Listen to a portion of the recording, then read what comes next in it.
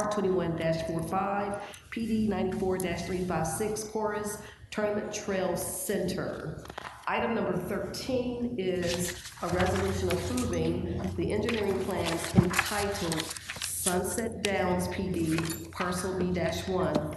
Item number 14 is a resolution accepting public improvements for Ivy Grove Plan Development, PD 12-20, CR-5319, and authorizing release of bond. The contract number is CR-5319. Item number 15 is a resolution accepting public improvements for CR 5352, Porterley Early Childhood Academy 3, and authorizing release of bond. The contract number is 5352. Thank you very kindly, Madam Comptroller. Chairwoman, that concludes our consent agenda items. Thank you very kindly, Madam Comptroller. Could you please clear the screen so we may vote on? Madam Chairman, may I speak for a moment? I'll entertain a mover in a second. I'll move it for purposes of discussion and Ford is seconded, but I do have a question. May I ask a question of Director? Certainly. Director Zena, a quick question from Planning and Development. And I apologize, I should have asked you out in the hall, but I slipped my mind. On 12A and B, just refresh mine and the colleagues' memory. If you come to Land Use Control Board, for example, and let's say you're approved, someone appeals it to council, obviously they were on the losing side. Does someone who spoke, or is there a requirement that if you spoke in opposition or signed an opposition card, then you could appeal it? Or is the rule that just anybody can appeal it to council for whatever reason? Thank you. John Zena, Director of Planning and Development. Councilman Colbert, your question really relates to item B. Item A is setting a public hearing. This wouldn't be, item 12A isn't an appeal. It's simply setting a public hearing because there was opposition at Land Use Control Board. Now, 12B is the case where this item was rejected by Land Use Control Board. In this case, the applicant, RE Investments with Representative Cindy Reeves, the applicant is appealing the rejection of Land Use Control Board. Now, if it were the other way around, where it was approved by Land Use Control Board and it was appealed by the opposer, it would have to be either someone who spoke in opposition or wrote in opposition. Okay, so if I wrote an opposition email and it was approved, then I could appeal it. So all I had to do was just send an email saying I oppose it. That's and right. then I would have grounds to appeal. Okay, I apologize, colleagues. I just wanted to make sure I was very clear on how that worked. Mr. Bacchus kindly reminded me it is within 10 days of the decision by the Land Use Control Board that appeal has to be made. Okay, so clock's always ticking. So it is ticking. And it is really just in these cases of major modifications to plan developments, and then also subdivisions where the Land Use Control Board has final disposition. It's really just those cases that get appealed up to you. Cool. But again, 12B is the applicant who's appealing a rejection. Okay, so just in the future, if you write an email opposing something and it still is accepted, you can just simply appeal it. You have grounds to appeal. Thank you very much. Within 10 days. Thank you for your time. Thank you very kindly. Any further discussion regarding this item? This item has been moved by Councilman Colbert, seconded by Councilman Ford. The screens have been cleared, so we may cast our votes for the consent agenda.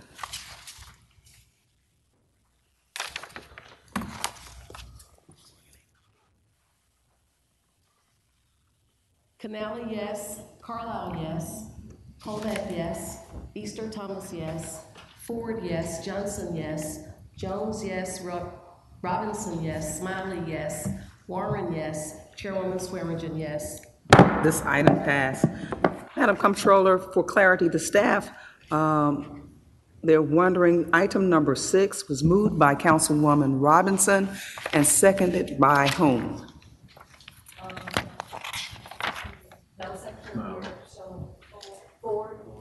Ford. Thank you very kindly.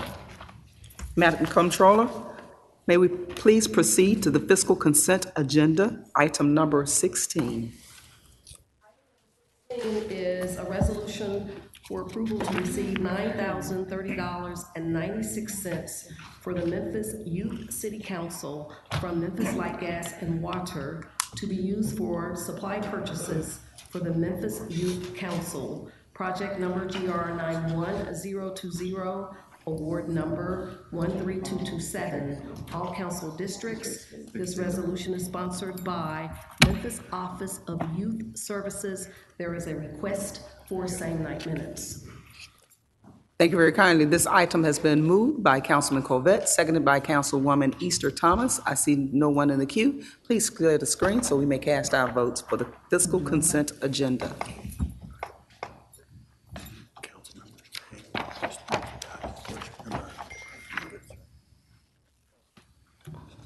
Canali, yes. Carlisle, yes. Colvette, yes. Easter Thomas, yes. Ford, yes. Johnson, yes. Jones, yes. Morgan, yes. Robinson, yes. Smiley, yes. Warren, yes. Chairwoman Swearengin, yes. This item passed. Madam Comptroller, let's proceed to the MLGW fiscal consent. Thank you. That would take us to item number 17, a resolution approving change number 2 to contract number 12126, Trend Micro Enterprise Support with Unico Technology LLC in the funded amount of $78,260.88. Item number 18 is a resolution awarding contract number 12332, Mail Operations Shipping and Receiving Solution to Pitney Bowes, Inc., in the funded amount of $77,154.24.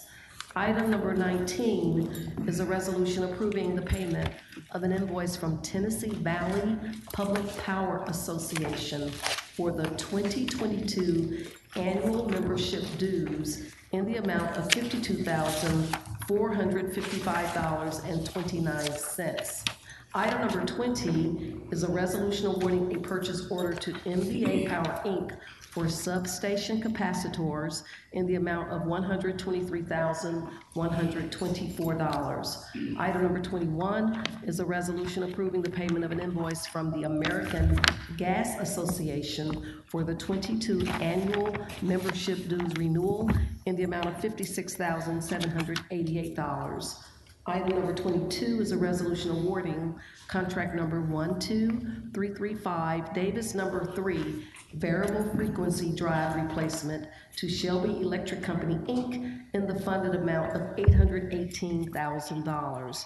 Item number 23 is a resolution awarding a purchase order to Doble Engineering Company for software agreement equipment and accessories in the amount of $253,955.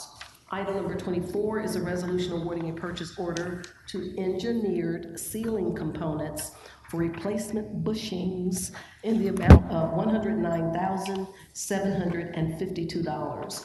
Item number 25 is a resolution approving change number 18 to contract number 11292, cashiering system replacement with System Innovators in the funded amount of $45,806.03. Item number 26 is a resolution awarding a purchase order to All Right Plumbing Parts, Inc. for 12-foot coated steel gas pipe in the amount of $220,012. Item number 27 is a resolution awarding contract number 12339, janitorial services to Masons Professional Cleaning Services LLC in the funded amount of $1,084,008. Item number 28 is a resolution approving change number 1 to contract number 12175, Locksmith Services with Quality Safe and Lock Company, Inc. in the funded amount of $50,000. And our last item is number 29, a resolution approving change number 4 to contract number 11928, Mobile Document On-Site Shredding Services with Vital Records Control Incorporated in the funded amount of $27,000. Madam Chairwoman, that concludes our MLGW fiscal consent items. Fantastic job, Madam Comptroller. This item has been moved by Councilman Colvette, seconded by Councilman Jones. Let's please clear the screen so we may cast our votes for the MLGW fiscal consent.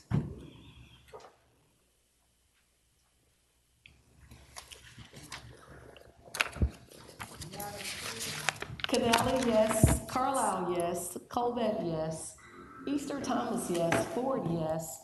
Johnson, yes. Jones, yes. Morgan, yes. Robinson, yes. Smiley, yes. Warren, yes. Chairwoman Swearingen, yes. This item passed. Councilwoman Robinson, you may be recognized. Thank you, Madam Chair. That item was moved by Patrice Robinson and seconded by Carlisle. Canali. I messed him up intentionally. Welcome to the crowd. Thank you very kind for the clarity. Moved by Councilwoman Robinson, seconded by Councilman Canali. Canali, yes. Yes, ma'am. Thank you very kindly, Madam Comptroller. Let's please go to the add-on items, beginning with item number 35. Item number 35 is a resolution to amend the council FY '22 grant allocations. All council districts. This resolution is sponsored by Councilman Ford. There is a request for same night minutes. Councilman Jones? Thank you. Thank you, Madam Chair. This item was held, this item came before the Budget Committee and received a favorable recommendation, and I so move. Thank you very kindly. This item has been moved by Councilman Jones, seconded by Councilman Colvette. Please clear the screens for item number 35. You may cast your votes.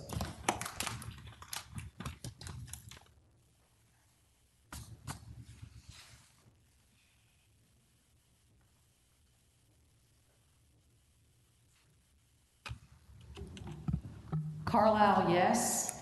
Colvette, yes. Easter Thomas, yes. Johnson, yes. Jones, yes. Robinson, yes. Smiley, yes. Warren, yes. Chairwoman Swearingen, yes. Item number 35 passed. Item number 36. Item number 36 is a resolution to amend the council FY '22 grant allocations, all council districts. This resolution is sponsored by Councilwoman Easter Thomas. There is a request for same night minutes. This item has been moved by Councilman Jones, seconded by Councilwoman Easter Thomas.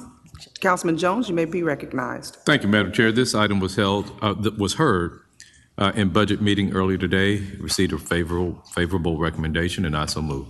Thank you very kindly. Madam Comptroller, please clear the screen so we may cast our votes for item number 36. You may cast your votes, council members.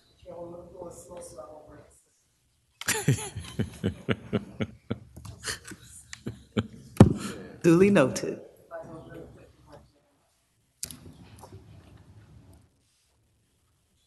Carlisle, yes. Colvette, yes. Easter Thomas, yes. Johnson, yes. Jones, yes. Robinson, yes. Smiley, yes. Warren, yes. Chairwoman Swearingen, yes. Item number 36 passed. Item number 37, please. Item number 37 is a resolution to amend the council FY '22 grant allocations, all council districts. This resolution is sponsored by Councilwoman Johnson. There is a request for same night minutes. Thank you very kindly, Councilman Jones. Thank you, Madam Chair. This item was heard in the Budget Committee meeting today, received a favorable recommendation, and I so move. This item has been moved by Councilman Jones, seconded by Councilman Colvette. Let's please clear the screen so we vote on item number 37. We may cast our votes.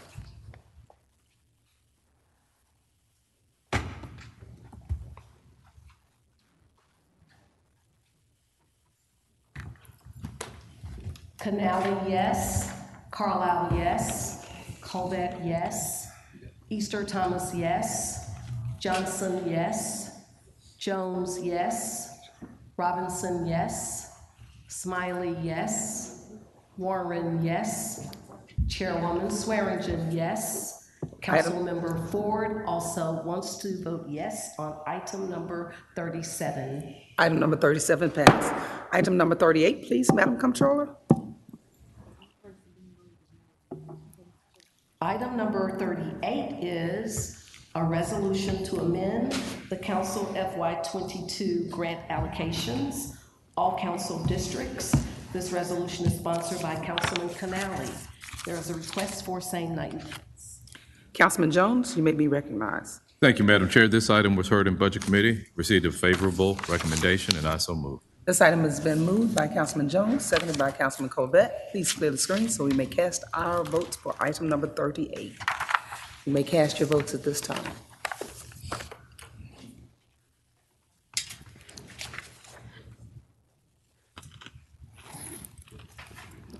Canali, yes. Carlisle, yes. Colvett, yes. Easter Thomas, yes. Ford, yes. Johnson, yes. Jones, yes. Robinson, yes. Smiley, yes. Warren, yes. Chairwoman Swearingen, yes. Item number 38 passes. Item number 39, please.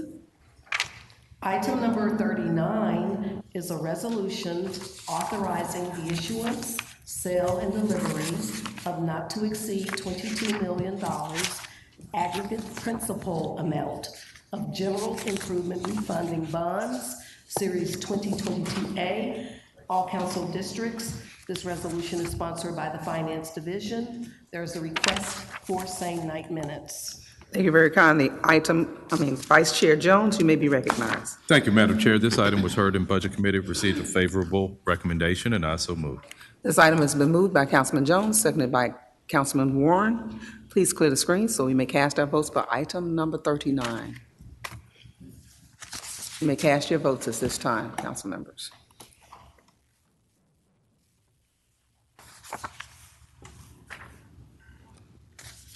Canali, yes. Carlisle, yes.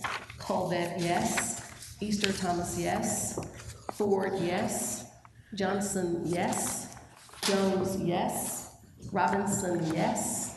Smiley, yes. Warren, yes. Chairwoman Swearingen, yes. Item number 39 passes. Item number 40.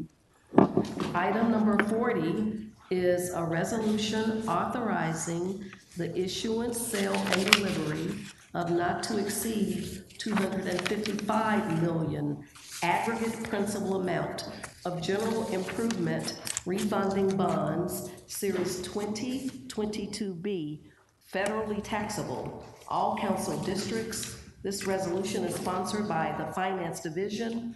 There is a request for same night minutes. Councilman Vice Chair Jones, you may be recognized.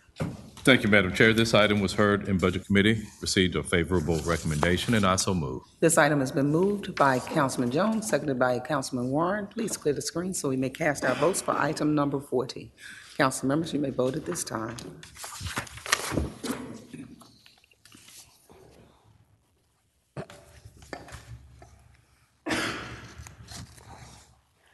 Canali, yes. Carlisle, yes. Colvett, yes. Easter Thomas, yes. Ford, yes. Jones, yes. Robinson, yes. Smiley, yes. Warren, yes. Chairwoman Swearingen, yes. This item passed. Madam Comptroller, item number 41.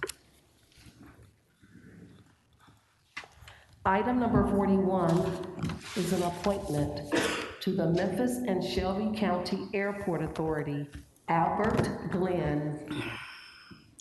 Councilwoman Easter Thomas. Chairwoman, the committee met, recommends approval, and I so move. Thank you very kindly. This has been moved by Councilwoman Easter Thomas, seconded by Councilman Corbett. Please clear the screen so we may vote on item number 41. Council members, you may cast your votes.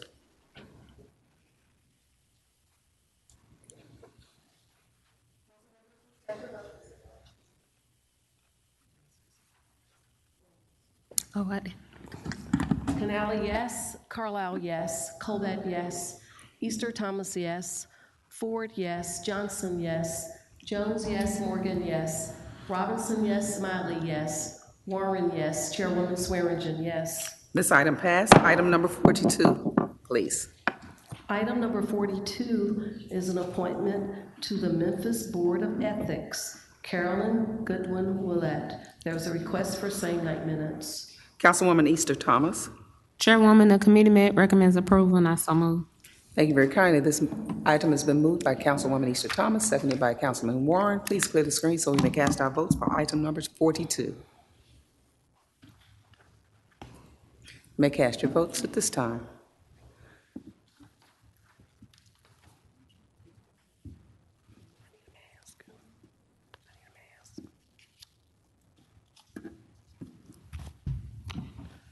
Canali, yes. Carlisle, yes. Colvett, yes. Ford, yes. Johnson, yes. Jones, yes. Morgan, yes. Robinson, yes. Smiley, yes. Warren, yes. Chairwoman Swearingen, yes. Item number 42 passes. Item number 43. Item number 3 is also an appointment to the Memphis Light, Gas, and Water Commission, Cheryl Pesci. There's also a request for same night minutes. Councilwoman Easter Thomas. Chairwoman, the committee met recommends approval, and I so move. Thank you very kindly. This item has been moved by Councilwoman Easter Thomas, seconded by Councilman Warren. Please clear the screen so we may vote on item number 43. You may vote at this time.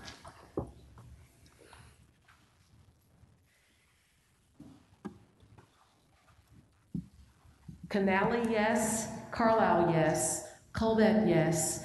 Easter Thomas, yes. Ford, yes. Johnson, yes. Jones, yes. Morgan, yes. Robinson, yes. Smiley, yes. Warren, yes. Chairwoman Swearingen, yes. This item passed. Item number 44, please. Item number 44 is also an appointment to the Memphis Light, Gas, and Water Commission, Carl J. Person. There's a request for same night minutes. Councilwoman Easter Thomas. Chairwoman, the committee met recommend approval, I so move. This item has been moved by Councilwoman Easter Thomas, seconded by Councilman Warren. Please clear the screen so we vote on item number 44. May cast your votes.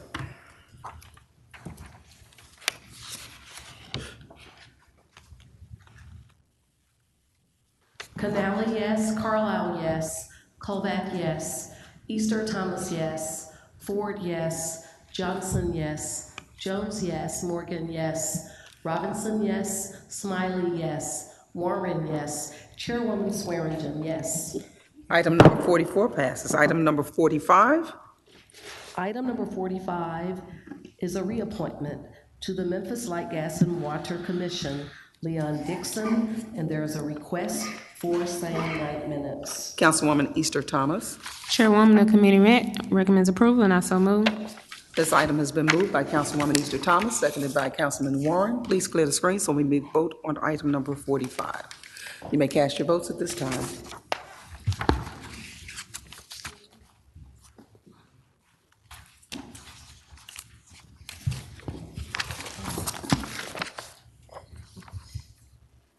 Canali, yes. Carlisle, yes.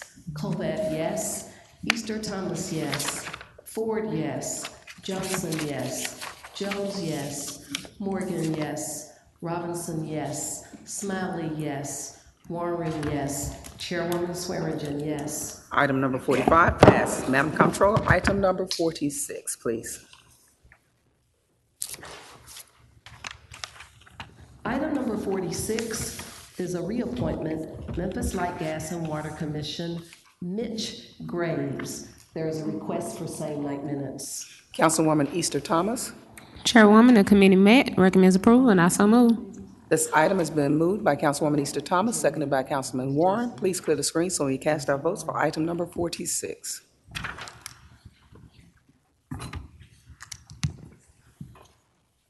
Council members, you may cast your votes.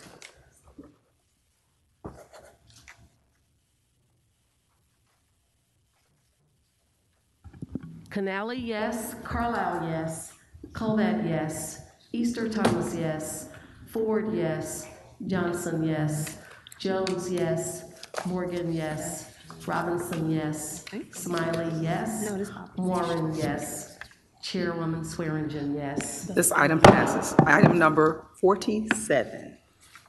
Item number 47 is a Memphis Light Gas and Water Commission reappointment, Michael Coleman. There's a request for same night minutes. Councilwoman Easter Thomas. Chairwoman of Committee Met recommends approval, and I so move.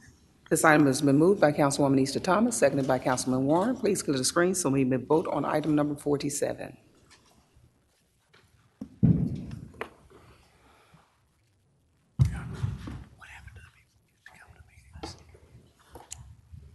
Thank you. We're not talking about what they won't talk about. Canali, yes. Carlisle, yes. Colvett, she's getting ready. Colvett, yes. Easter Thomas, yes. Ford, yes. Johnson, yes. Jones, yes. Morgan, yes. Robinson, yes. Smiley, yes. Warren, yes. Chairwoman Swearingen, yes. Item number 47 passes. Item number 48. Item number 48 is a resolution in opposition to Senate Bill 2440, House Bill 2569 of the 113th session of the General Assembly. All council districts. This resolution is sponsored by Councilman Jones. There is a request for same night minutes. Councilwoman Easter Thomas. Chairwoman of Committee Met recommends approval, I so move. This item has been moved by Councilwoman Easter Thomas, seconded by Councilman Warren. Please clear the screen so we may vote on item number 48. You may cast your votes at this time.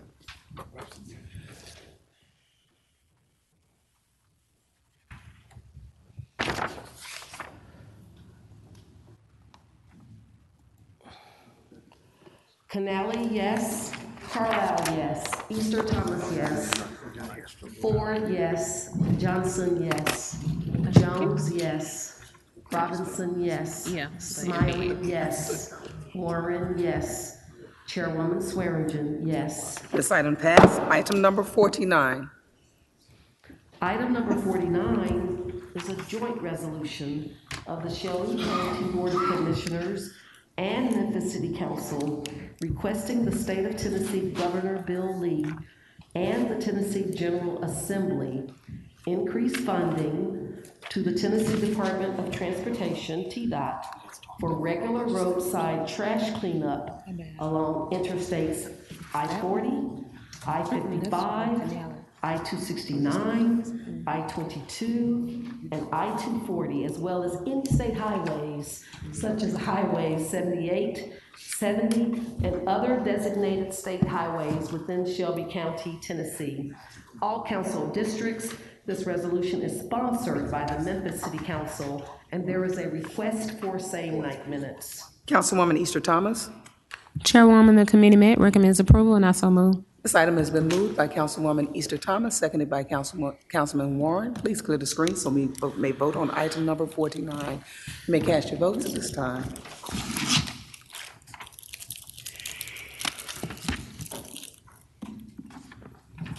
Canali, yes. Carlisle, yes. Colvett, yes. Easter Thomas, yes. Ford, yes. Johnson, yes. Jones, yes. Robinson, yes. Smiley, yes. Warren, yes. Chairwoman Swearingen, yes. This item passed. Item number 50. Item number 50 is a resolution urging the United States federal government to urgently address the student loan crisis and enact a plan to cancel federal student loan debt. All council districts. This resolution is sponsored by council members Warren, Easter Thomas, Johnson, Logan, Robinson, and Smiley, and there's a request for same night minutes. Councilwoman Easter Thomas. Chairwoman of Committee Met recommends approval, I so move. This item has been moved by Councilwoman Easter Thomas, seconded by Councilman Warren. Councilman Carlisle is in the queue. I'm just so confused why we're doing this stuff. Like, what are we doing here? Thank you very kindly. Hold on, I have the floor. Okay. I've got the floor. I just don't know what we're really trying to accomplish. I mean, I guess if we want to make political statements, but This is a highly complex subject matter that has trillion-dollar implications, and it's not theoretical. I mean, you might as well go ahead and toss on here, cancel all Fannie and Freddie Mac mortgages and free health care and all this stuff. It's a serious, yeah, that would be great. And then we wouldn't have any sort of debt or treasury issuances, right? The 10-year yield would skyrocket.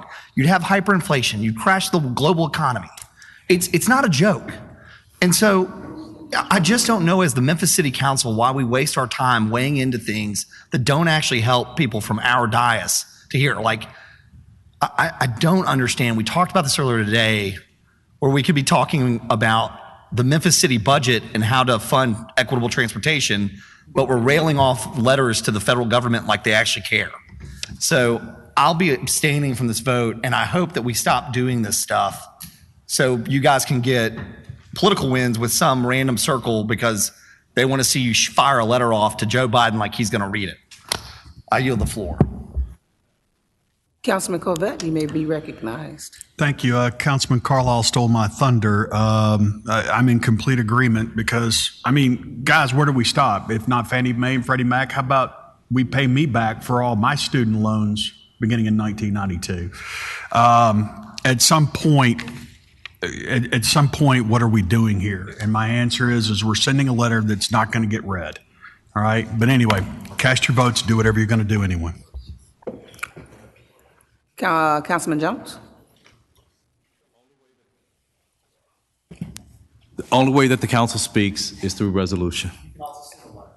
And for the hardworking middle class and lower income people who the only way that they can have an education is through student debt, any type of relief for them would be appreciated. And that's the majority of the people in this community. Thank you, Madam Chair. Wait a minute. Can I go first? Councilman Covett? Could you hop me up? Thank you. I understand people need help, and I needed help to get through college. And I have worked my butt off in the construction industry to pay my debts. Now, I understand folks need help. Some do. I get it. But I had to go without because I paid my debts. Period. Councilman Warren?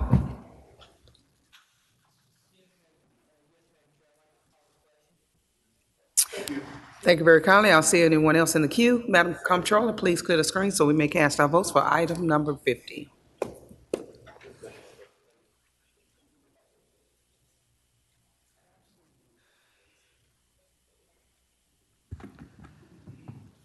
Canali abstained, Carlisle abstained, Covett no, Easter Thomas yes, Ford yes, Johnson yes, Jones yes, Robinson yes, Smiley yes, Warren yes, Chairwoman Swearingen yes. Item number 50 passed. Item number 51.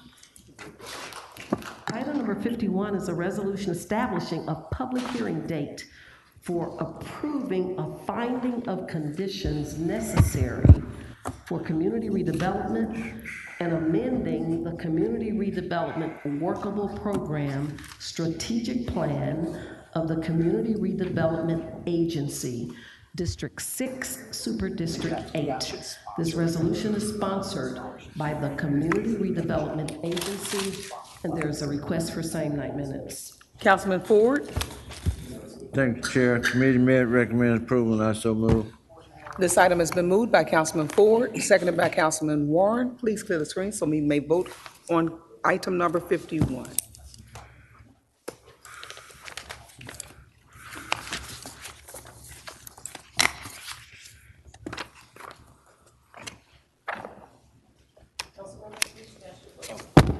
Thank you. Canali, yes. Covett, yes. Easter Thomas, yes. Ford, yes. Johnson, yes. Jones, yes. Morgan, yes. Robinson, yes. Warren, yes. Chairwoman Swearingen, yes. This item passed. Item number 52.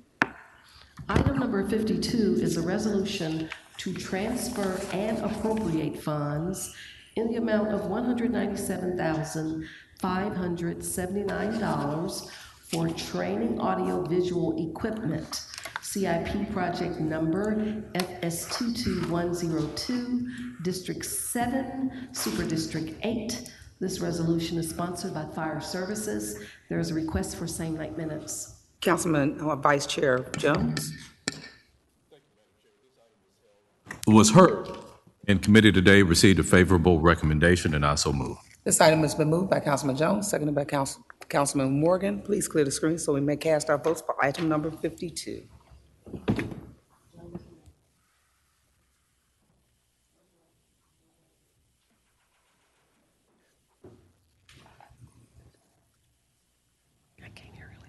Canali, yes. Colvett, yes. Easter Thomas, yes. Ford, yes. Johnson, yes. Jones, yes. Morgan, yes. Robinson, yes. Warren, yes. Chairwoman Swearingen, yes. This item passed. Item number 53. Item number 53 is a resolution requesting the approval for the sale of a city-owned parcel located at 1799 Boxtown Road, Shelby County, Tennessee, further described as parcel ID number 082-010-00050, District 6, Super District 8. This resolution is sponsored by General Services. There is a request for same-night minutes. Councilman Smiley, you may be Thank you, recognized. Madam Chair. The committee met, recommended approval, and I so move. This item has been moved by Councilman Smiley, seconded by Councilman Warren. You may cast your votes.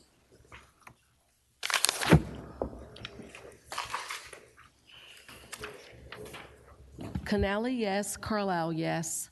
Colvett, yes. Easter Thomas, yes. Ford, yes. Johnson, yes. Jones, yes. Morgan, yes. Robinson, yes. Smiley, yes. Warren, yes. Chairwoman Swearingen, yes. This item passed.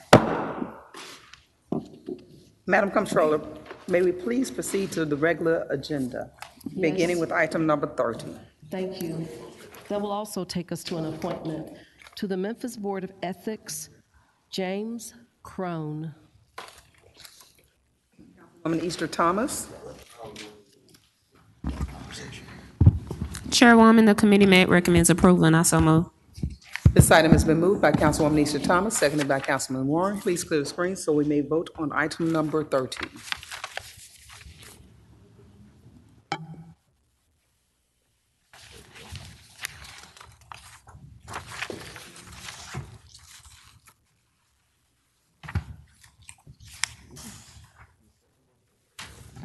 Canali, yes. Carlisle, yes. Colvett, yes. Easter Thomas, yes. Ford, yes. Johnson, yes. Jones, yes. Morgan, yes. Robinson, yes. Warren, yes. Chairwoman Swearingen, yes. This item passes. Item number 31. Item number 31 is an ordinance to amend Section 2.20-5 of the Code of Ordinances of the City of Memphis pertaining to contract and salaries of the MLGW Division to raise the amount of contracts and salaries or compensation for employees or others requiring city council approval to $500,000 and $180,000 respectively. Up for third and final reading, ordinance number 5819 is sponsored by MLGW Division. Councilwoman Robinson. Thank you, Madam Chair. The committee met, we made no recommendation, and I so move. Second.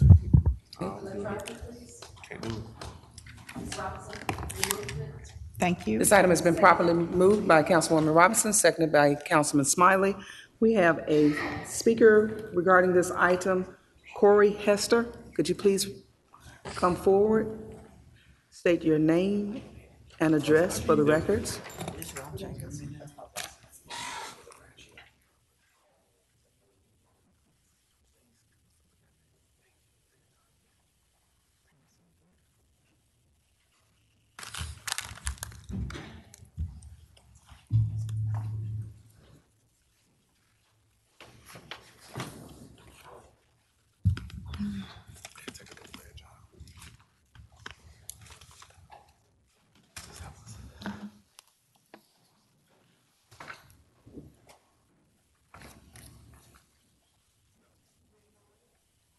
Did you desire to speak, Mr. Hester? Thank you. He's making. You leave one for Cheyenne. That's what you've been waiting on for your whole life. Thank you. Madam Comptroller, could you set the clock for 2 minutes, please? 2 minutes? This is dated 2 days from today. So this will be. Yeah, now that report has happened, I just been holding it. Thank you very kindly. If you would state your name and address for the records? Corey Hester, I'm the business manager at IBW, local 1288 Union. My address is 3787 St. Elmo, Memphis, Tennessee, 38128. Thank you. Okay. I rise today to speak against the ordinance of changing the limit amount from $50,000 to $500,000. As you can see in the proposal that was done by our company, High Road Strategies, we re-looked at the Baker Tillage report, and actually our consultant recommend not to change the contract limited amount from $50,000 to $500,000. On page 18, you can see he also recommend that we keep the community offices open, do not close them. On page 24 on our presentation, you can see that it talked about the poverty rate, how closing the community office will affect our community. And on page 40 and 41, High Road Strategies, along with IBEW, is recommended that the city council does not raise the contracting limits, because if you do that, who's gonna control the oversight of the MLGW? That is one of the biggest problems that we have now. And actually on page 55, you can see the past president, Jerry Collins, disagreed with the Baker Tillage report. He actually stated that it is not in the best interest of MNGW. So I will ask this body today to not pass this ordinance, keep the funded amounts as the same. IBEW is not opposed, is not trying to stop MNGW from operating. However, we do believe that that limit should be raised to an amount in which MNGW can be held accountable for. Thank you for your time. Thank you very kindly. Councilman Jones, you may be recognized. Thank you, Madam Chair. I was out of town when this came before the MLG&W committee, but my question is, what is the current level for compensation and salaries that have to be approved by the city council? Do you have anyone from MLGW that'd like to speak regarding this? I think it's the night. I just want to make sure. Yes. Please state your name and address for the record. Good evening, Council. J.T. Young, President, CEO of MLGW, 220 South Main Street. The current level is $90,000. Just to be clear, this is for external hires. Right. So it requires anything $90,000 and above to be reviewed. Okay, I just wasn't sure of that number. I wanted to make sure. In contract? Contract, 50,000.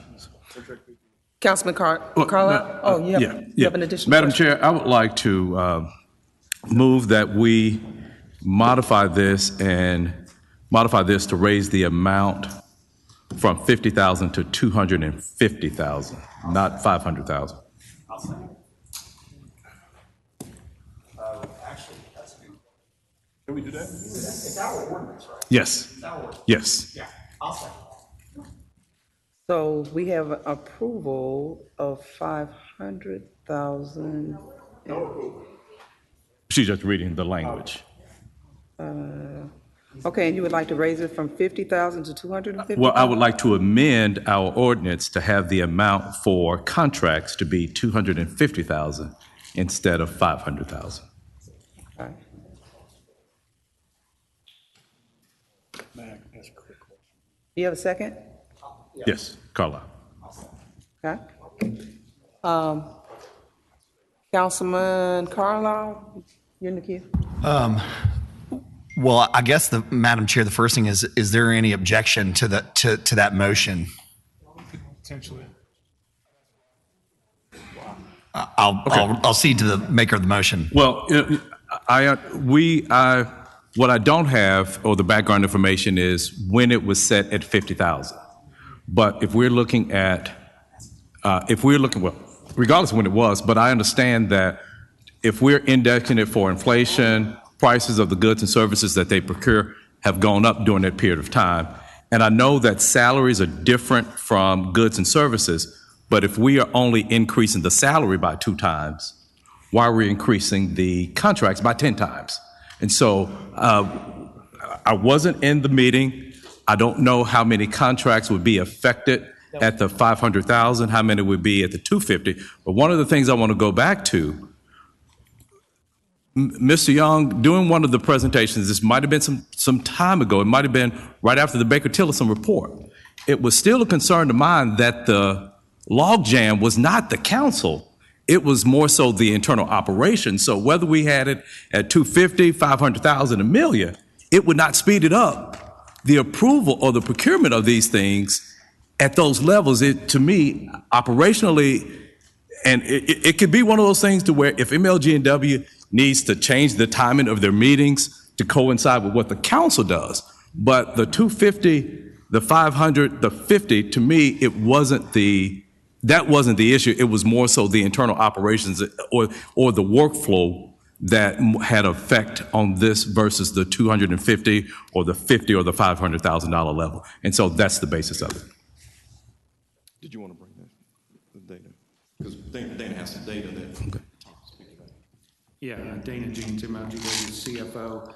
At the committee meeting back on, I believe, February 1st or there. Right, I was out of town. We presented some data and showed essentially at the 50,000 level, we did a 3-year look, and at the 50,000 level for all the 3 years, about 650 contracts and resolutions would come to this body.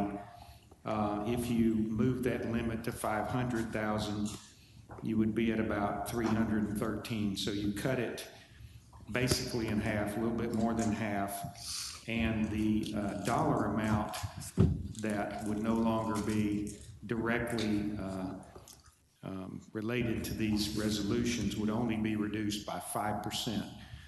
Meaning that the vast majority of the spending would still be under the purview of the board and the council.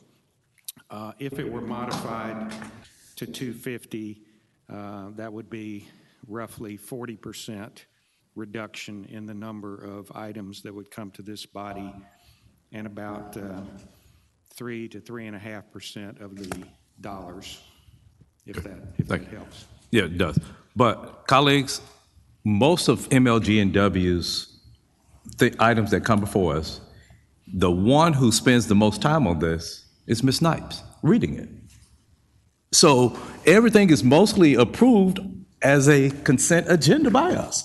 So whether it's set for 50,250, it's not the deliberations or what the council's actions are in holding this up. I can understand if we came to these meetings and we heard MLG&W, after it's read, we spend 10, 50, a half an hour or an hour discussing this. That's not the case. It's approved, it's read into the record, we approve it. Very seldom, and I don't think we need to go through the exercise of how many times have we actually pulled an item on the MLG&W fiscal consent agenda, deliberated, discussed it, over a year, right? He's saying 2. Yeah. I think maybe 6 total, but exactly. Yeah. We're talking over the course of a year. So I just don't see how it's this council, this body, and having the limit at 50, then taking it to 500 is all of a sudden going to make us more efficient.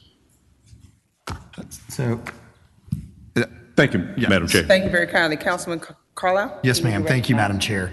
So, I think we agree on some things. What I go back to, and I'll address the salaries too. So just for Councilman Jones, because I know it wasn't here, and Ms. Jones, if Councilman Jones, should you need her to, can validate what I'm about to say. But basically, the jobs that are left over 100, for 180 and over are basically the C-suite. I think it's 6 to 8 jobs, roughly speaking. Is that right, Ms. Jones? 13 jobs, sorry. So there's 13 jobs that would have to come before us. The majority of jobs that we're talking about at the $90,000 range and up, or where they are like IT member X, and that individual's never named, it's a job description. And so one of the valid points that they gave me that I agree with, in an intense job market, if that job is offered to an individual, it has to go before their board and then come on our consent agenda. That individual has to wait 4 to 6 weeks before they've got certainty that the job can be theirs. And so a lot of times we can lose a potential employee that we want to hire because they didn't want to hang around and wait to hear whether or not they got the job. That was the reasoning, and it made sense to me. And to your point, I think I'm the only person since I've been here 2 years that asked Dana a couple times for job descriptions. And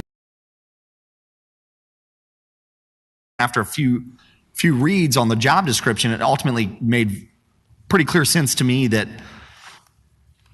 they need the ability from an HR standpoint to be able to offer these jobs. And while we still have oversight on any, what I would call higher level manager and C-suite member would still come before this body.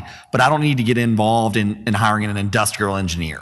So that was my reasoning for, that was the reasoning for that 180 number. Mr. Carlisle, if you notice, I didn't mention anything in my amendment about the salary part of it. You just had brought why it went up 10 times, and I just want to get and I know you were raps at that meeting. Right. But so on the point is that, and I'm sorry to interrupt your time, I recognize the salary part of it. I just wanted I wanted to clarify. And my motion could have been to say, hey, take it down to 150. No, I'm totally okay with the salary part. You just made mention of it. I wanted to get it back on the record. So for the $500,000, here are the few ways I look at it. First off, this report, although I was catty and I shouldn't have been, it's been a long day, was produced almost a year ago. And this has been up in committee twice in 3 readings, and it gets dropped on our desk right before the deliberation, and then it's like, here's a report that disagrees with that, which I don't appreciate. If you really wanted us to have information to make a formal decision, you would have given us this almost a month and a half ago so we could have read about it, deliberated it, versus handing us a stack of information at the last minute and saying, here's my evidence that everything in the Baker-Tilly report is wrong. So in my opinion, that's a poor strategic error.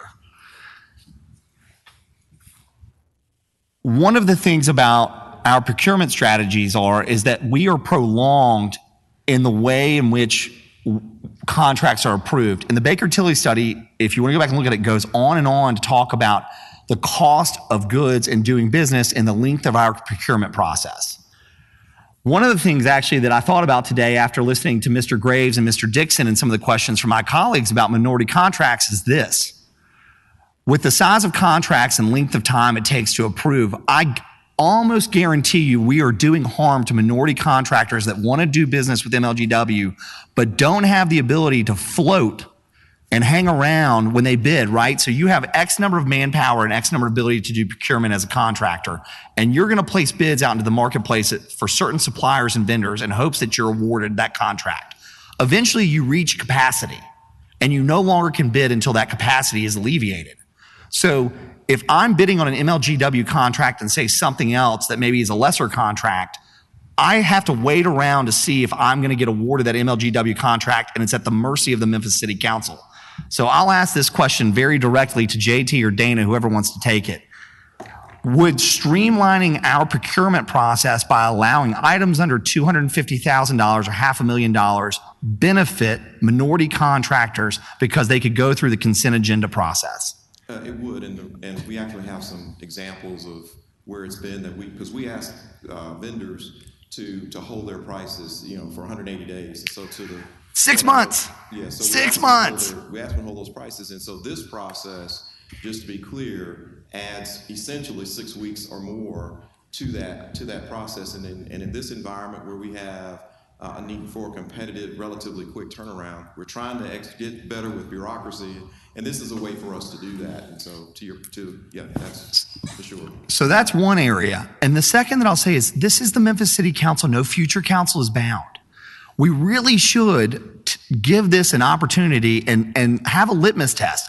If you feel like after a year of doing this, you've lost complete and total control of the procurement process, great. Let's bring an ordinance back and we can bring it back down.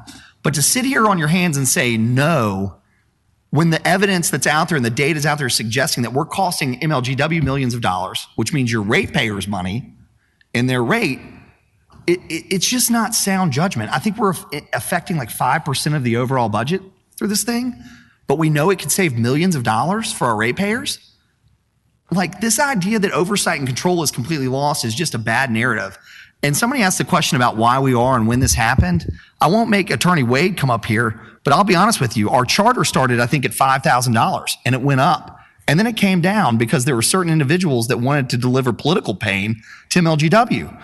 So the question, I guess, for my colleagues is do you want to continue to deliver political pain? Or are you actually interested in efficiency and proper oversight and delivering the best business and best, the way forward for our ratepayers?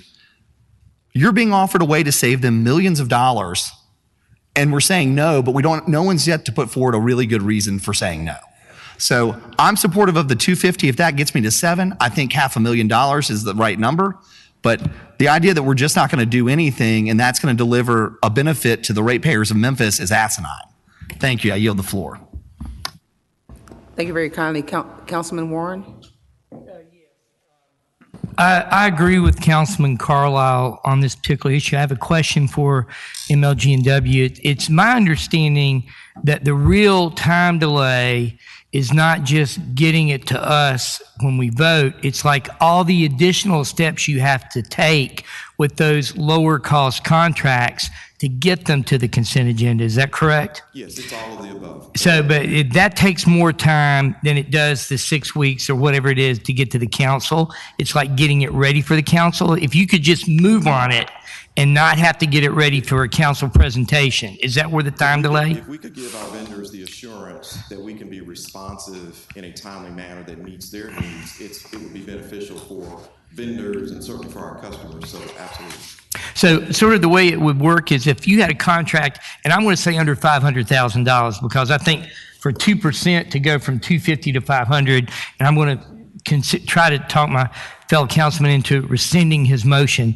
But if for that just 2% difference, okay, how many numbers of contracts are there? It seems, as I recall, the vast majority of our contracts are high dollar contracts as far as money's concerned, but we have a lot more low number contracts, like under $500,000, where the actual numbers of contracts are. Is that correct? Yeah, I think the delta is a little over 200 contracts, because Dana's got that data. He can share that.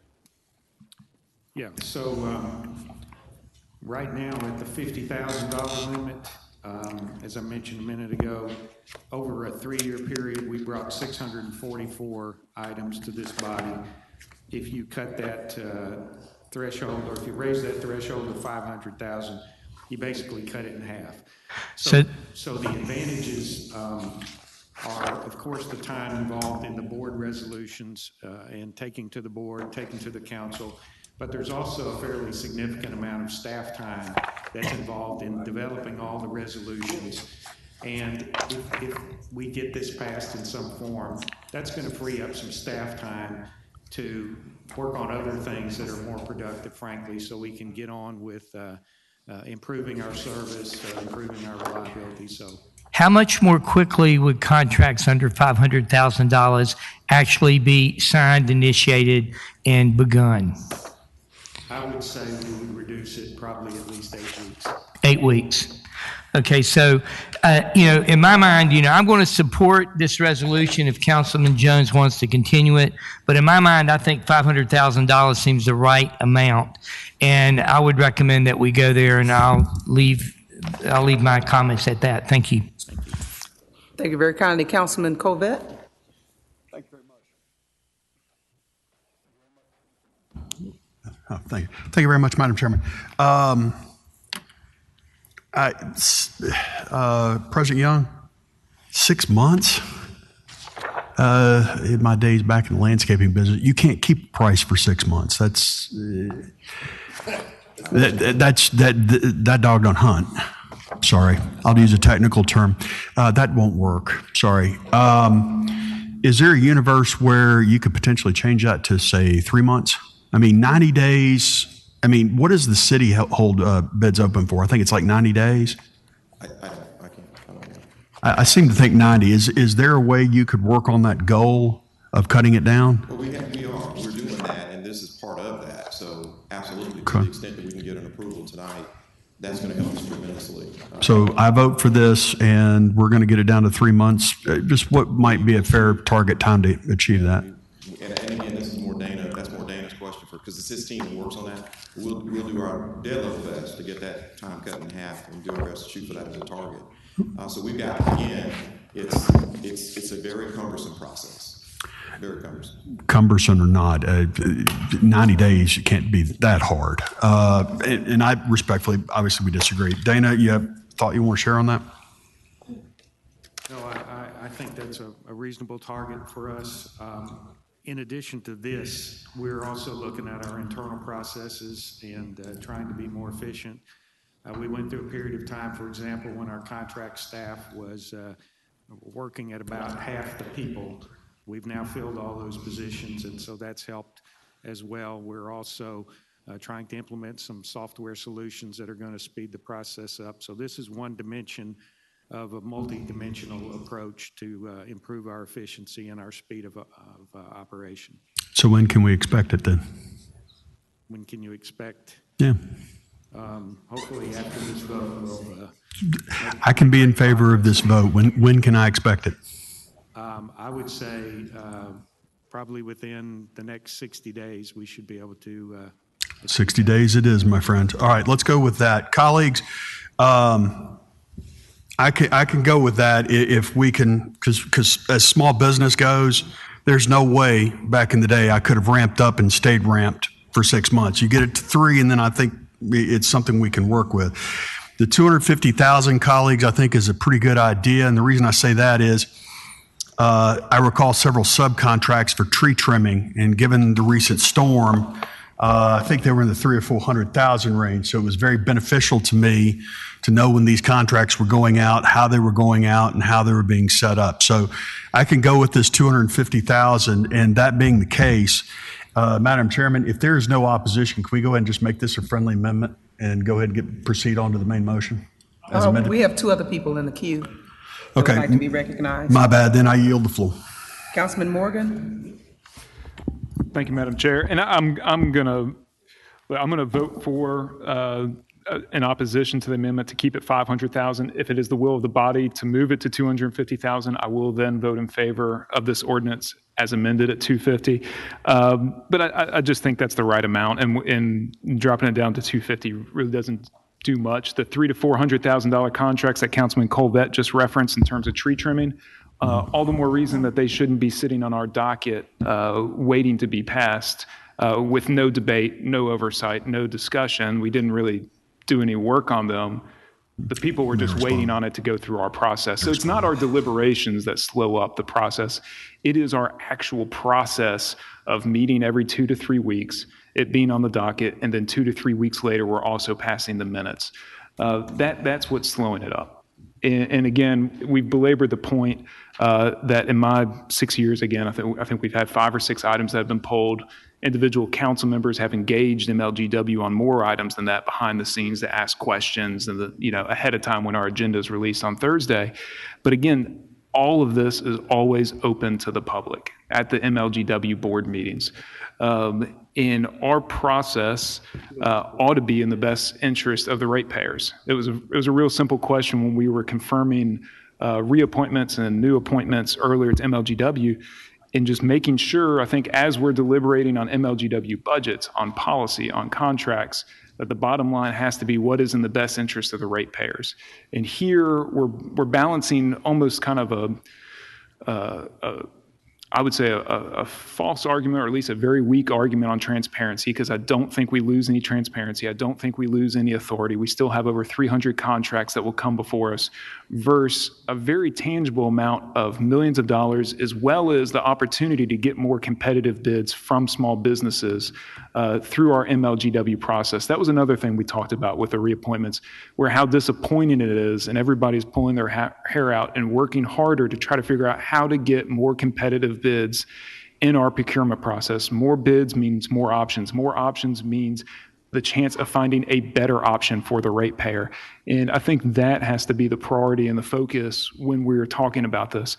And again, this isn't forever. If we see something that is going wrong with it, if we see something that is askew or awry, we can always bring this back up. But I think we should give it a shot. We should monitor our procurement process and how well we're doing with competitive bids. I would like to see a comparison of before and after, if we can start tracking that, if we're successful in passing that, and have a report in it in 90 days and 6 months or in a year about the impact that this change has had before this next council term ends for us to be able to look at and deliberate on. So I'm going to stick with it at $500,000. I think it's in the best interest of the ratepayers for multiple reasons, and I don't think it has anything or any detriment to our ability to oversight and to oversee the work that is going on at MLGW. Thank you.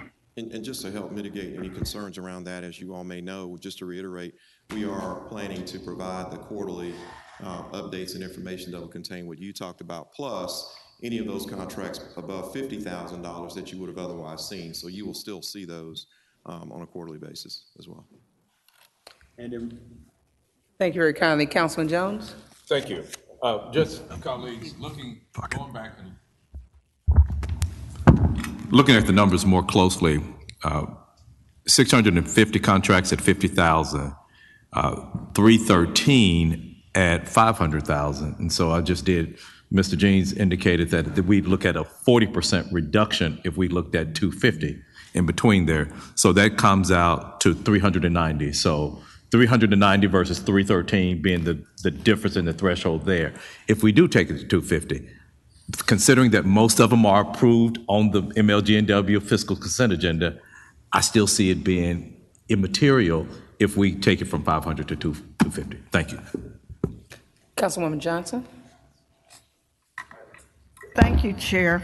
My question is, a comment was made that everything is still going to be overseen by the Memphis Light, Gas, and Water Board. It's my understanding that you won't even take anything to your board that's under $250,000 or $500,000. So it would not be in a case where everything would be seen. That opportunity is taken away, correct? That's correct. We would have the same level of approval at the board and the council. But again, we would have the quarterly report showing everything that was 50,000 or above that would be transparent to both bodies. In addition, if you recall in the Baker-Tilly study, the Baker-Tilly recommended the $500,000 level for the board and actually recommended that the council not have purview at all over that. And so we felt like the $500,000 was appropriate for both bodies. Mm-hmm.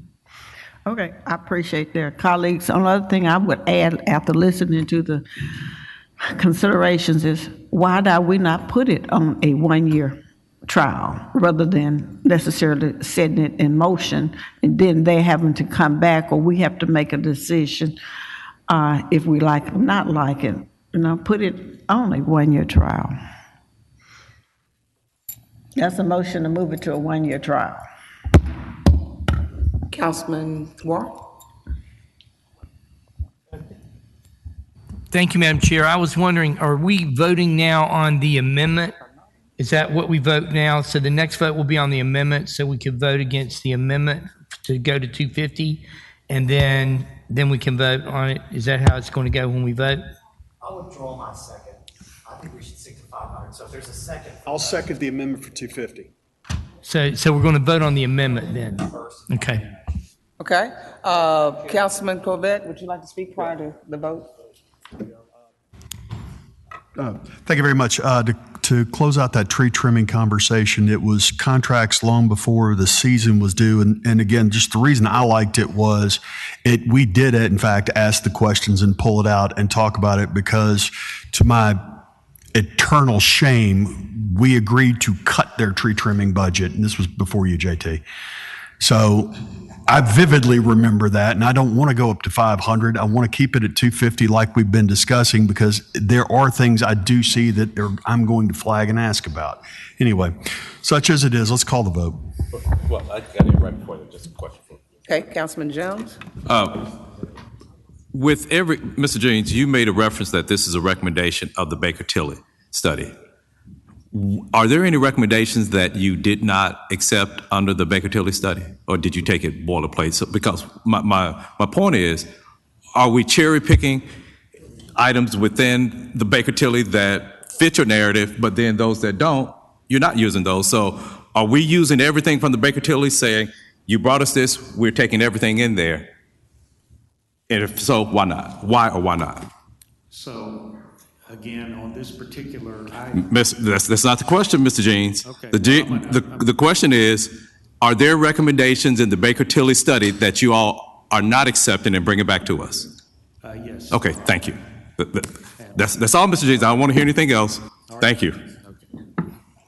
All right, Madam Comptroller. Oh, we have Carlisle back in the queue. Yes, Madam Okay. Mike Ada. I appreciate the question, and I did this last week as the dramatic moment or last meeting, and I lost to JB. But there are that's a qualifying language. What you're talking about are things that are within our purview and within our control that can help the process, and we're going to make a decision. But to say that did you blanket take everything boilerplate and stomach it, I mean, there may be qualifying language. And if we want to have, we have been having ongoing discussions with MLGW about the things they are and are not implementing and where they are in the implementation process. And I'm sure they're happy to come back and explain that.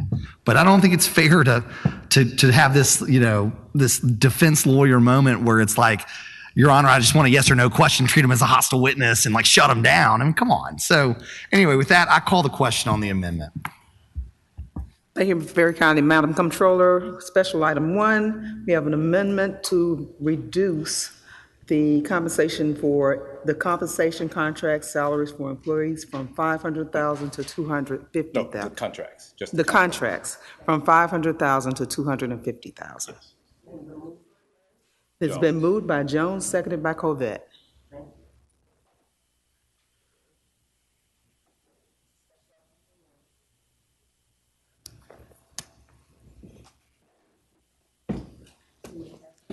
So a yes vote is to reduce it from $500,000 to $250,000 for the contracts. Canali, yes. Carlisle, no. Colvette, yes. Easter Thomas, yes. Ford, yes. Johnson, yes. Jones, yes. Morgan, no. Robinson, yes. Smiley, yes. Warren, no. This item passed. The special item passed. Let's go back and vote on item number 31 as amended.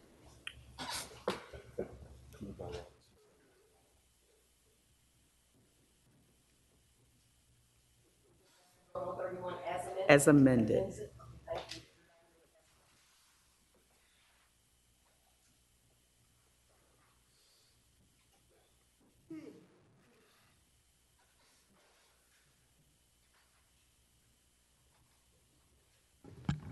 Canali, yes. Carlisle, yes. Colvette, yes. Easter Thomas, yes. Ford, yes.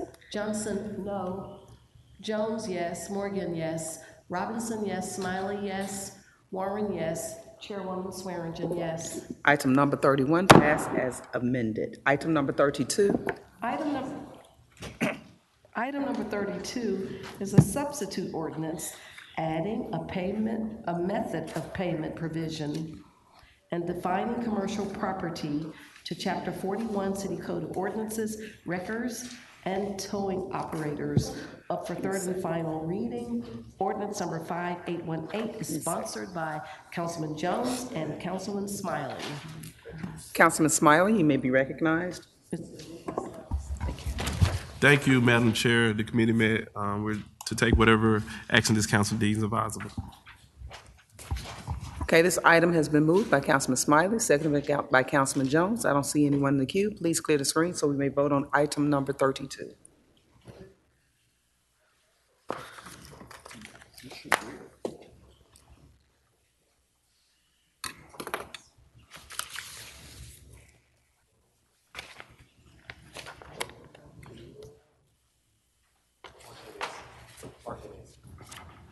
Canali, yes. Carlisle, yes. Colvett, yes. Easter Thomas, yes. Ford, yes. Johnson, yes. Jones, yes. Robinson, yes. Smiley, yes. Warren, yes. Chairwoman Swearingen, yes.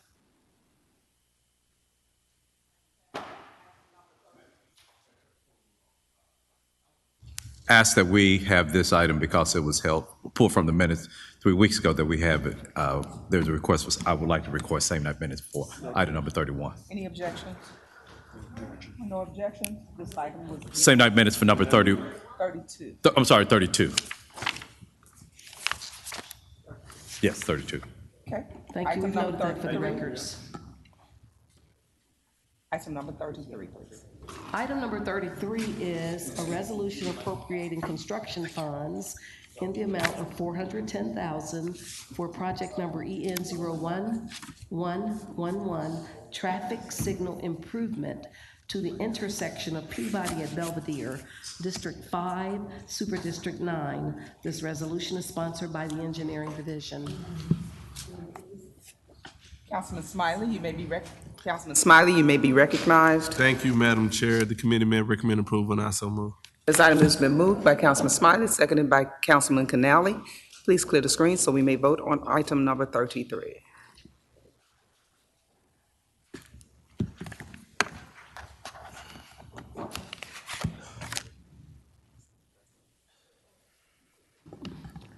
Canali, yes. Carlisle, yes. Colvett, yes. Easter Thomas, yes. Ford, yes. Johnson, yes. Jones, yes. Robinson, yes. Smiley, yes. Warren, yes. Chairwoman Swearingen, yes. Item number 33 passed. Item number 34. Item number 34 is a resolution in support of House Bill 2812 of the 113th General Assembly, all council districts.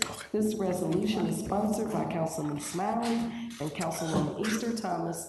It was held from March 1st. Councilwoman Easter Thomas.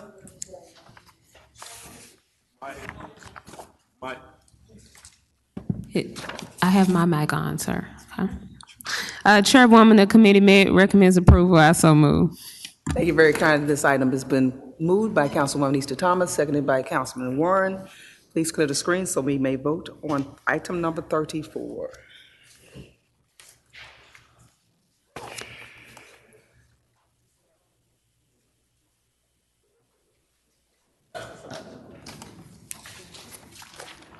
Canali, yes. Easter Thomas, yes.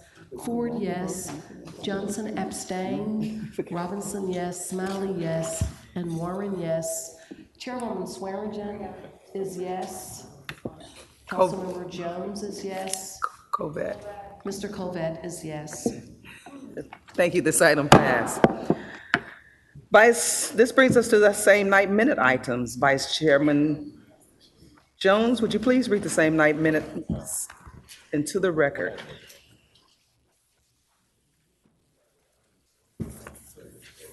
You got it. Madam Chair, yeah, I have that, but we were going to, did we not add the council grant program to the regular meeting agenda for tonight? You already hit it.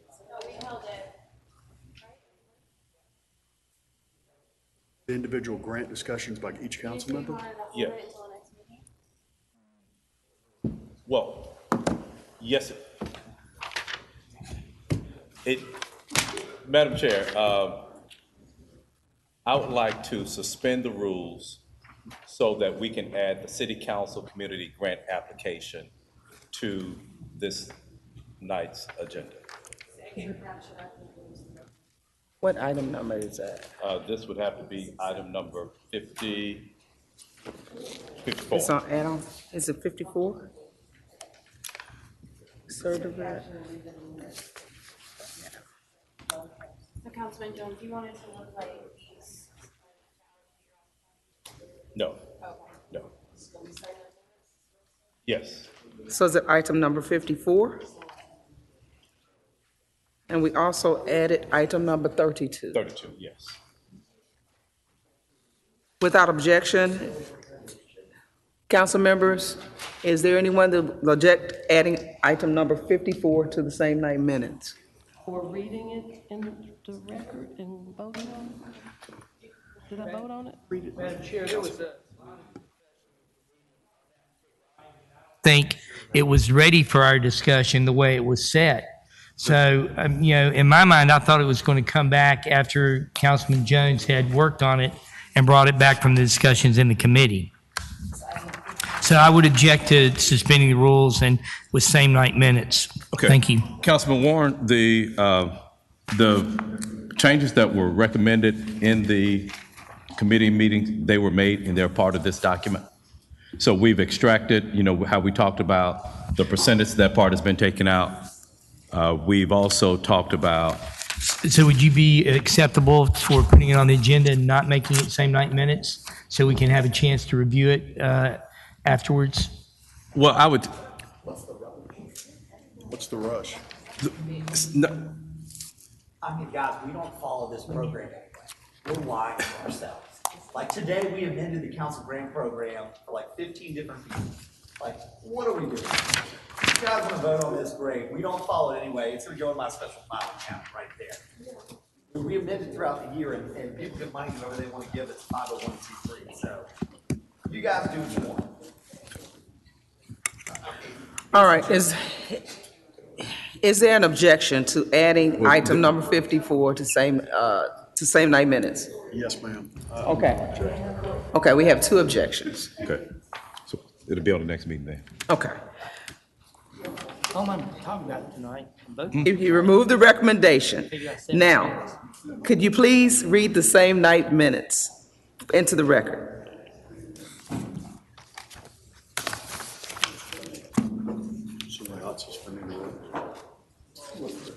Madam Chair, the same night minutes for tonight are items 6, 16, 32, 35, 36, 37, 38, 39, 40, 41, 42, 43, 44, 45, 46, 47, 48, 49, 50, 51, 52, 53. And I so move.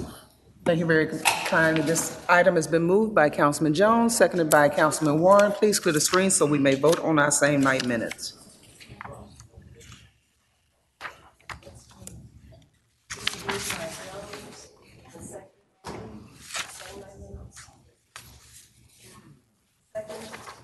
Second by. Right.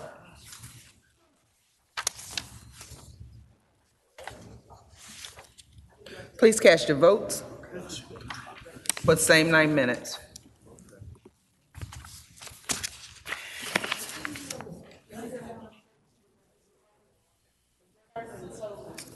That's number 32. Yes. Canali, yes. Carlisle, no. Colvett, yes. Easter Thomas, yes. Ford, yes. Johnson, yes. Jones, yes. Robinson, yes. Warren, yes. Chairwoman Swearingen, yes. This item passed. Sergeant at Arms, are these all of the cards? All right, we're here for the comment cards. Says Reverend Gordon Myers, should please come, followed by Carl Richards, and then Leo Arnault.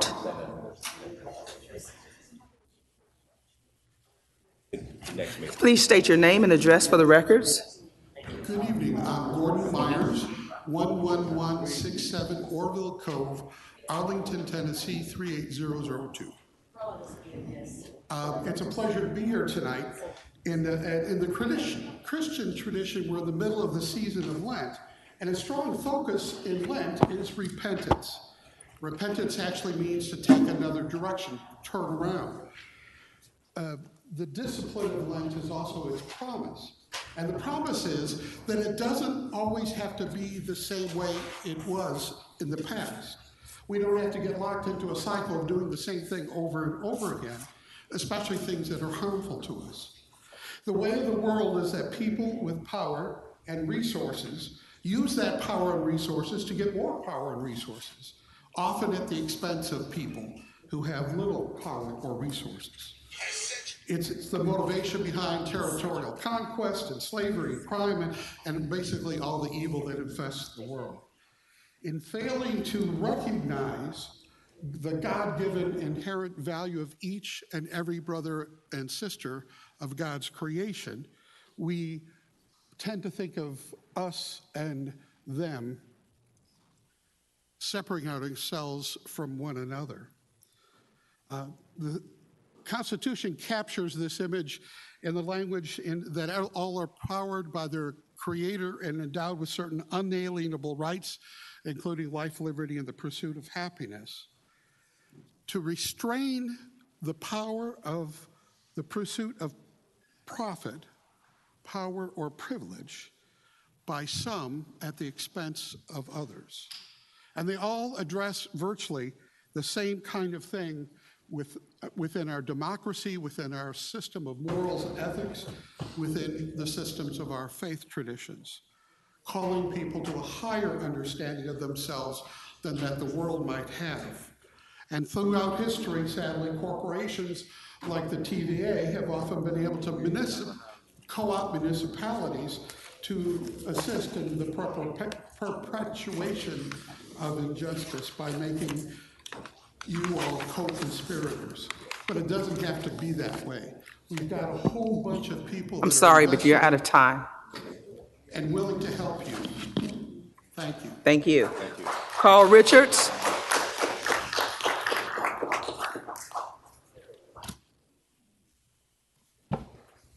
Leo Arnold with the West Tennessee Memphis chapter of the Climate Reality Project. Tonight I want to thank you again for your recent ordinance that effectively stopped the Bahia pipeline in partnership with MCAP and the Protect Our Aquifer. That battle was won. The war is still on. The bill on March 2 that was proposed would have basically completely undermined your good work and taken all of your authority away to oversee energy developments in our fine city and county. The battle is still on because that bill, which originally was just supposed to be a study, was hijacked. And in a very short period of time, 2 weeks ago, they added the conditions that would basically take your authority away. It's got to be stopped. I want to thank Councilwoman Robinson, who initiated an attempt, a resolution to oppose that bill. And with all due respect to Attorney Wade, yes, that amendment that came through only after pressure from Memphis last week did result in the protection of the wellheads, but that's only 20% of our aquifer area. 80% is still exposed. You have got to protect that aquifer.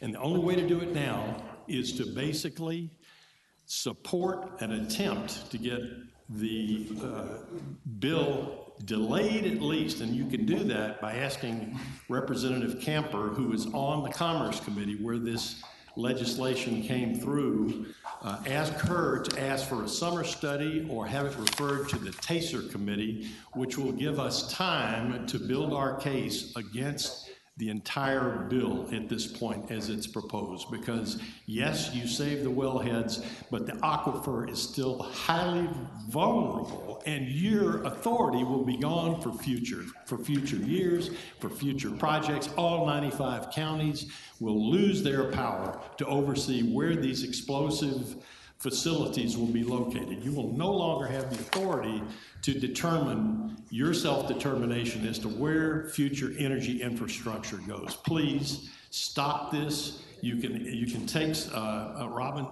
Robinson's resolution and modify it. Go for either summer study or TASER, but do not let that law pass. Thank you. Carl Richards. My name's Carl Richards, 434 Do you really Meadville want to do Street, that? Memphis, 38120. I'm here representing the Sierra Club, and I'm also going to speak on two items. First, I'd like to mention this House Bill 2246 that was rolled from today to next Tuesday for consideration by the House Commerce Committee. And I just want to state that, this council knows better than probably any council across the state of Tennessee about the difficulties and the considerations that go into in gas and oil pipeline construction. This bill would eliminate that ability to have any input, any meaningful input, even eliminate this council in passing any resolution related to that. This bill, this is not about stopping pipelines. This is about stopping local input and control. This thing is overly broad. It connects everything anywhere from huge pipe storage facilities down to wholesale, even retail outlets. A gas station across the street falls under the passage of this bill. I urge you to definitely to consider passing a resolution that would stop this thing. Second item, I just want to mention the TVA with respect to coal ash. The good news is that the toxic coal ash is moving. It's moving to an entombment in the South Shelby County landfill. The problem is that TVA has rejected any information about how they arrived at that decision. They've avoided bringing that information to the council and certainly have avoided bringing it to the communities that are impacted by the trucking, the over 200 trucks a day that move through these communities in terms of filling where the fill is taken and where it's going. Please consider telling EVA to conduct a supplemental environmental impact statement on that issue. Thank you very much. Dennis Lynch, followed by Brandy Price.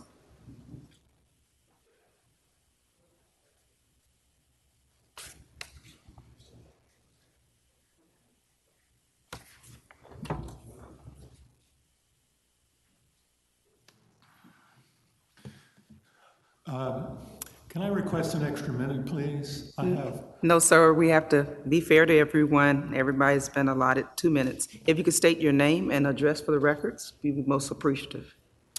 Yes, I'm Dennis Lynch, Conservation Chair for the Sierra Club, 347 North McLean in Memphis.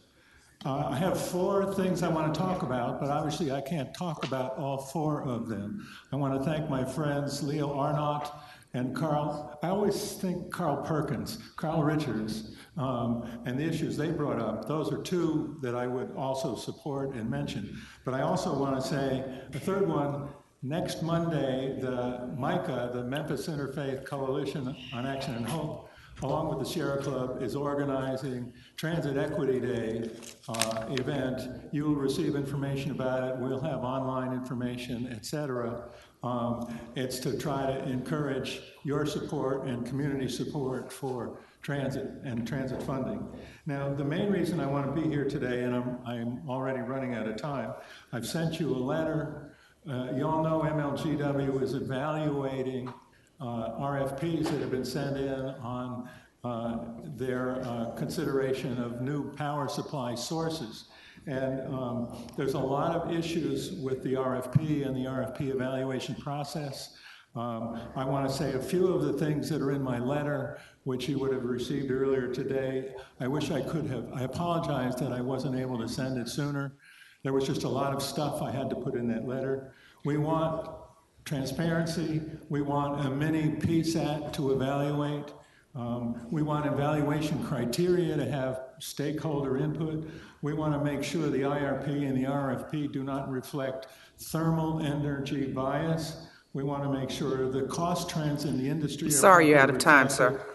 There's more and more. Climate change is not addressed, and there's so many important things. You're out of time, sir. Thank you very kindly. Thank Brandy you. Price.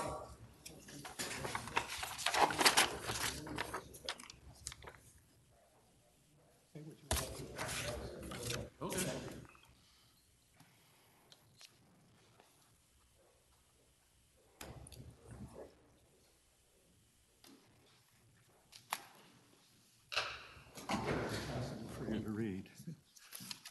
But you can take that. I was just, wait, let's see, up here. Here. Okay. Thank you. I'm sorry, I got to keep this thing clean.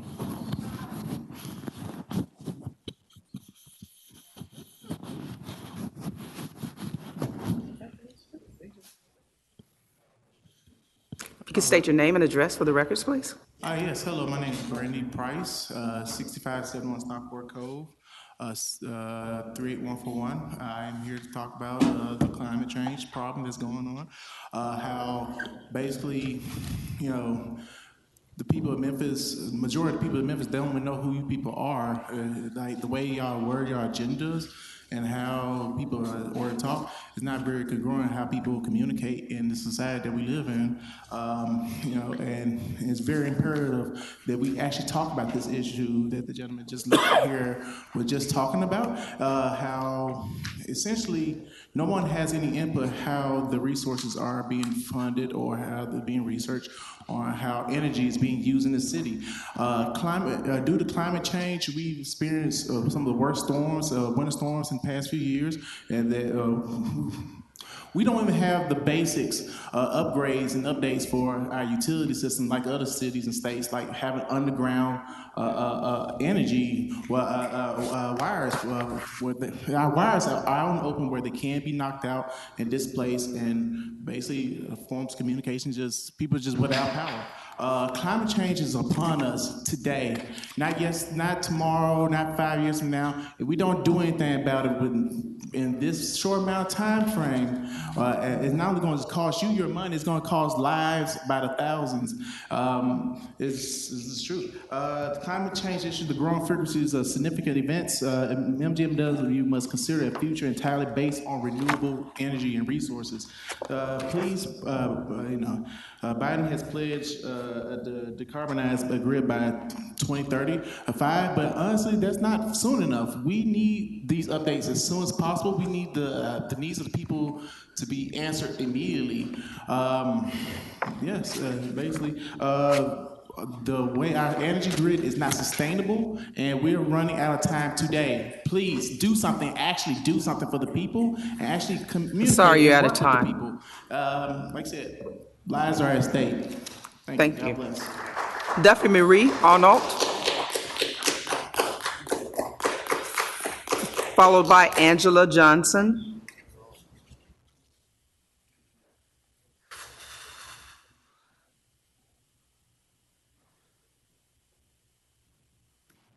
Just quick question. If we have two issues, we just put them together in the same? Yes, ma'am, Okay. within the 2-minute time Thank you for frame. clarifying. Okay. Duffy Marie Arnold, 1662 Autumn Avenue, Memphis, Tennessee. Good evening, council members and Madam Chair. Thank you for the opportunity to speak. I'm the climate justice organizer with the Climate Reality Project. And first, I just wanted to say I'm standing with the community and coalition members asking you to require TVA to do a supplemental environmental impact statement for the toxic coal ash removal from the Allen plant. The TVA is a federal power utility and should be following federal guidelines laid out by NEPA, and the EIS should be done for our site-specific location and impacts, not a justice population imposed that was a hypothetical by the TVA's bounding analysis method as was originally done. Why can't there be different phases of this project to reflect the knowledge gained from a supplemental EIS and pivot to another alternative according to the results? The community directly impacted, already known to struggle with environmental injustices from fossil fuel toxins, has a right to know the direct health impacts of this toxic coal ash removal project that a site-specific analysis from a supplemental EIS would bring, so we all know that it is true accountability and transparency. It is the just next step to require a TVA. Thank you so much for considering. The other issue is with the MLGW RFP process. I'm here because I think we would all appreciate more transparency in this process. And there is a whole new area of storage discussed called long-term duration energy storage, and the Department of Energy has been a project investing in this that would be reducing costs by 90% in 2030. Energy storage has the potential to accelerate full decarbonization of the electric grid, and this must be heavily considered in this planning process. There is also concern that 2 of the portfolios highlighted in the RFP process, 6 and 9, are not considering renewables enough. I hope you will consider looking into ways this RFP process can be more transparent, incorporate the community and environmental advocacy efforts. And our community input is critical for such a large planning process and for our climate. Thank you. Thank you. Angela Johnson, followed by Kimberly Davis, and then Kimberly Pearson. Angela Johnson, my address is 492 Charter Avenue, Memphis, Tennessee, 38109. So far, everyone has heard about TVA. You've heard the arguments from us plenty of times before as concerned citizens.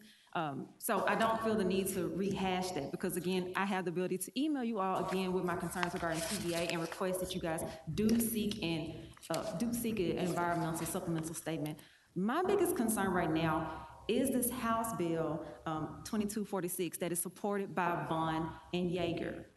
My concern is it goes beyond not only the environmental harm that it has the potential to do, but the fact that we have big Tennessee government telling local counties that their power is going to be limited, taken away.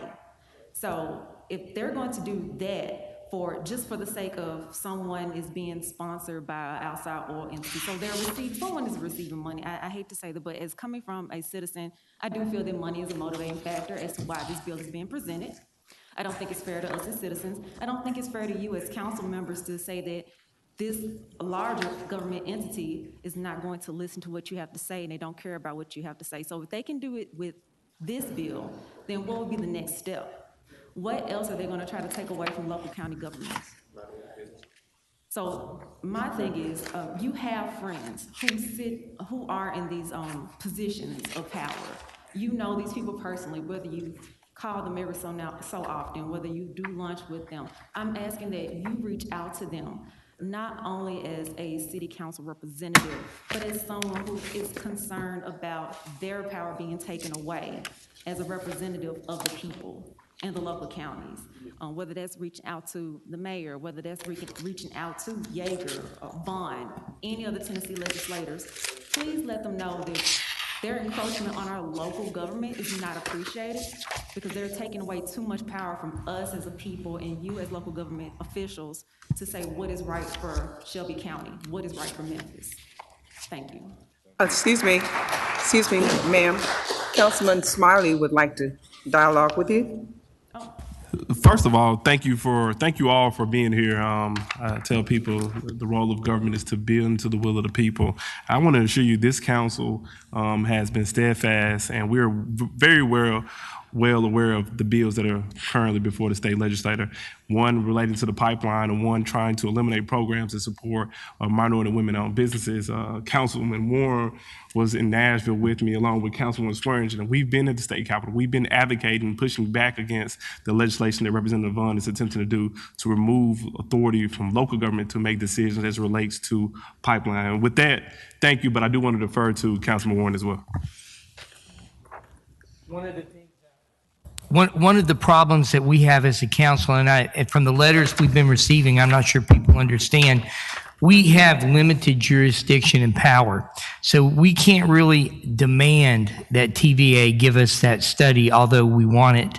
We can ask for it, and our only leverage with them is as we're negotiating about what we're going to be doing with our power supply in the future, we'll be paying attention to how well they answer that question. So we have asked for the study that you're mentioning, and I believe was mentioned before, and I'm waiting to see if we're going to start to see that study and that information released and made public, because I think it probably needs to be redone again. And the place that can put power on them is going to be our federal government. So talking to our congressmen and to our senators at a federal level may be where we can get some pressure on TVA to release that information and to consider further study, which is what I think we need. I'm glad we're moving that coal ash right now because it's sitting on a 9-lined, lake. So that means it's seeping down toward the aquifer. Where it's being moved, even though it's 200 trucks going through another African-American poor community, okay, classic environmental racism type decision, even though that's happening, it's going to a line facility that should protect us for 400 years, is what they're telling us. But that doesn't mean it all needs to go there. 10% can go there if they just have to figure out how to put it off the aquifer. And that's another thing that we need to be asking for as citizens. So your letters, although we love having them, and we agree with you, at least I do, we need those going to your state representatives, and we need them going to your congressman and your senator and to the environmental department at the state level and to TVA. TVA needs to know that the citizens want this. So keep going, but send that stuff there. We'll listen to you, but we don't have power to respond. Right, and we appreciate that, and we appreciate the conversation, and what you have done is appreciated, and we're going to try to do what we can as citizens, but the power that you do have, we're asking you to utilize that power that you do have within reasonable constraints, I understand. And also, there's ways you can further engage the community, because you have select people out here who are trying to stay boots to the ground. Try to be engaged with you guys. Try to be engaged with other county officials. Other city officials. You need to take it that next level up. When you do that, because we are doing that. We were in Nashville lobbying. We have our lobbyists up there today following those bills, and we're trying everything we can do as a council to not let bad laws come out. But we don't get to vote in the State House. So we need your help. Us as citizens so that we can engage in that fight. That would be my next question. Yes, ma'am. So again, we appreciate that, and I am just one person who is a representative and who is concerned. And this information, it does not get out to everyone. So while I hear what you're saying, please don't shoot the messenger. I am just in support of what it is that you are trying to be in support of. And we appreciate it. Just to prevent that, But, as citizens, some of us, we don't have privy to this knowledge, and that's understandable. And as organizations, organizers, we are trying to work towards spreading that information. But engagement from our local officials does help as well. Do you work with Justin at all? Justin Pearson? So we've been working pretty closely with him. He's up in Nashville working on this now. So keep in that loop, and thank you very much. And we'll try to get better at getting information to you. Thank you, Dr. Warren, and thank you, Mr. Smiley. I do understand, but that goes from everyone. This is not an attack at anyone. This is just us stating our opinions, us voicing our concerns, doing what we feel that we can do within our powers as citizens, as voters. So just want to put that out there. Thank you. Thank you very kindly. Angela Johnson. Angela Johnson. Kimberly Davis. Kimberly Pearson.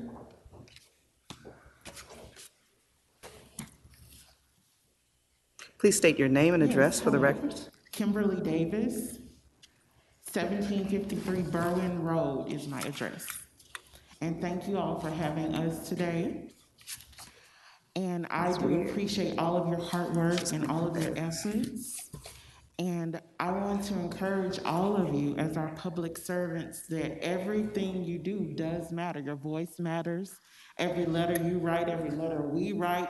I wouldn't be here today if I didn't believe in the power of our local government and what you all do.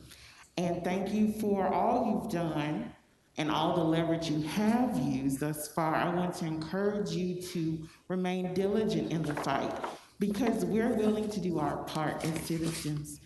And we realize that there is only so much we can do as citizens. As you all stated, there is only so much you can do as council members.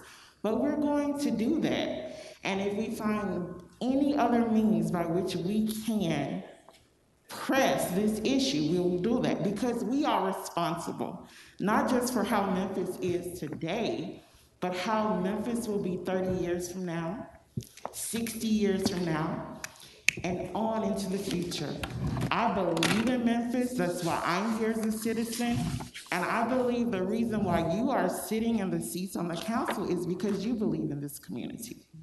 We have a responsibility to protect our water, our air, and our land. We have a responsibility to make sure that we leave a Memphis that promotes strong economic growth for all and is a safe place for all of us. And I thank you all for what you've done in the fight. Les, I just want to reiterate that we do want that supplemental environmental impact statement from TVA. And whatever we have to do to get it, I'm willing to do it, and I just really have faith that you all will continue to put the pressure on them and use the leverage you have. Thank you so much. Thank you very kindly. Thank you very much. Angela Johnson.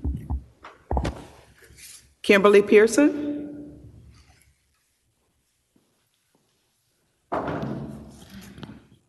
Good evening. My name is Kimberly Owens Pearson, 1110 Starline, Memphis, Tennessee, 38109. First of all, I want to say thank you for hearing our concerns. Understood that your power is limited. However, as representatives, as voices for the community, it would be very helpful and encouraging to see the people who represent us say something, do something. You can say that you would like an impact statement. You can say that it's wrong to go and input environmental racism in this neighborhood, even though, you know what I'm saying? Where is it where you support and show that you speak with the community and the people? The pressure for TVA to conduct a supplemental environment impact statement, it should be a requirement. These companies are just coming, bulldozing, and just doing what they want to at the cost of us. Riding down the street, I'm seeing these big poof balloons of pollution and smoke.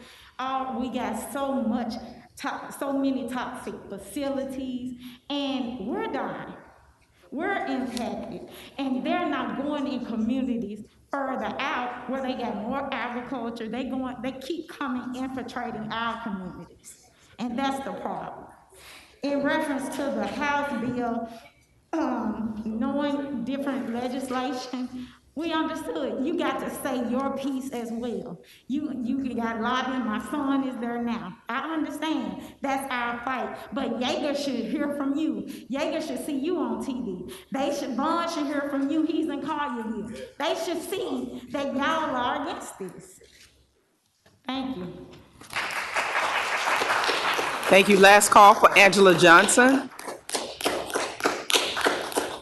All right, this brings us to the end of our meeting agenda. I will entertain a motion to adjourn this meeting. So moved.